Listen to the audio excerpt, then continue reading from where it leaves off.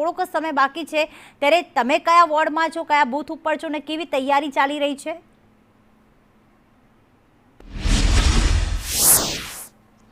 પ્રીતિ, જે રીતે વડોદરા શહેરમાં 21,95,000થી વધુ મતદારો છે ને તેમાં 24,000 જેટલા હાલ અહીંયા યુવા મતદારો છે, એટલે કે યુવા મતદારો છે 10% છે.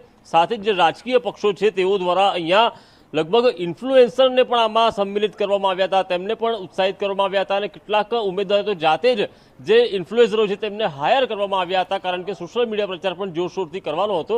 જોકે હાલ એક પડકાર છે મતદાનની વચ્ચે ગરમીનો.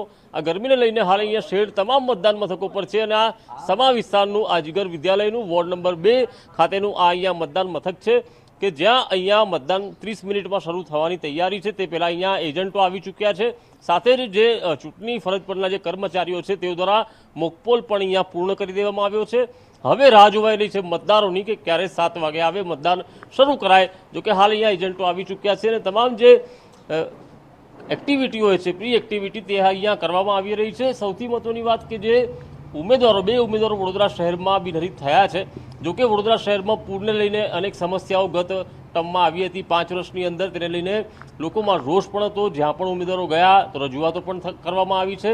હવે મતદાનનો જ્યારે સમય છે, કારણ કે આ રજૂઆતો જ્યારે પૂરી ના થાય તો થઈ હોય ત્યારે હવે કોના તરફ મતદાન થાય તે પછીનો વિષય છે, તે તો 28 તારીખે ખબર પડશે. પરંતુ હાલ પરિસ્થિતિ એ છે કે જે લોકશાહીનો પર્વ છે કે જ્યારે મતદાન કરવાનું હોય છે તેનો રાજા એકમાત્ર મતદાર હોય છે, ત્યારે હવે 7 વાગ્યાથી આ લોકશાહી પર્વના જે રાજા સમાન મતદારો અહીંયા આવવાના છે, મતદાન થવાનું છે. અને તેને લઈને હાલ અહીંયા જે ચૂંટણી પંચ છે તેના દ્વારા જે કાર્યવાહી છે તે અહીંયા પૂર્ણ કરી દેવામાં આવી છે. હવે ફક્ત રાહ જોવાઈ રહી છે મતદારોની. ત્યારે હવે મતદારો કયા પ્રકારનો ઉત્સાહ બતાવે છે તે જોવું રહ્યું.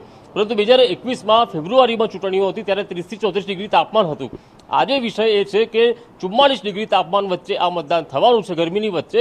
તો 47 ડિગ્રીથી વધુ થાય છે કે કેમ, 47% વધુ મતદાન થાય છે કે કેમ, કે પછી 47 ડિગ્રીથી ઓછું થાય છે, તે તો સાંજે 6 વાગ્યા પછીનો જે સમયગાળો છે તે જ બતાવશે. બિલકુલ, વધુમાં વધુ મતદાન થાય તેવી સંદેશ ન્યૂઝ પણ અપીલ કરી જ રહ્યું છે. રાજકોટથી દિવ્યેશ જોશી અને મયુર સોની બંને જોડાયેલા છે. પરંતુ અત્યારે પહેલાં સુરતની વાત કરીએ. જયેન્દ્ર, સુરતમાં કહેવાય ને કે ઘણી બધી સમસ્યાઓ છે અને આ બધી પ્રાથમિક સમસ્યાઓ જે મતદાન પર તેની અસર કરશે. વરસાદમાં સુરતની જે અલગ અલગ જગ્યાએ પાણી ભરાવાની સમસ્યા થઈ હતી, મીઠી ખાડીની વાત હોય ત્યાં પાણી ભરાઈ ગયું હતું, એના કારણે ઘણું બધું નુકસાન પણ થયું હતું. આ બધી સમસ્યાઓને લઈને તેની મતદાન પર અસર થશે. 25 મિનિટ જેટલો સમય બાકી છે. મતદારોને કોઈ પણ પ્રકારની અગવડ ન પડે તે માટે કેવી વ્યવસ્થા, અને અત્યારે આપ કયા બૂથ, કયા વોર્ડમાં છો?